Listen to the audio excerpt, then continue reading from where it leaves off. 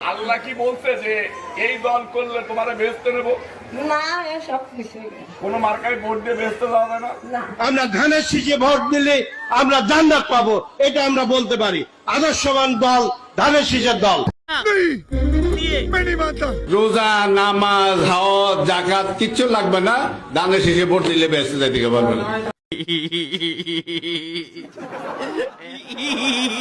রাষ্ট্রপতি জিয়া রহমানের নাম নিলে প্রতিদিন ব্যস্ত নিশ্চিত, আমি বিশ্বাস করি। বেহেশতের মালিক আল্লাহ তাআলা, দোজখের মালিক আল্লাহ তাআলা।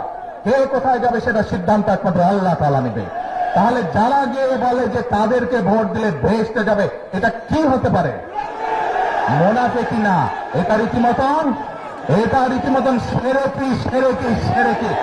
এই শিরকিওয়ালাদেরকে, যারা শিরকি করে, এদেরকে বর্জন করতে হবে, মানুষকে সচেতন করতে হবে। আমি যদি কই গাঙ্গা যাব মই, ও হে গুরু তোমার দিয়েই করি শুরু, ধানের শীষে দিলে ভোট জান্নাতবাসী হবে লোক, নাস্তিক মার্কা কথা কইলে ভোট দিব না ধানের শীষে মানুষ মইলে।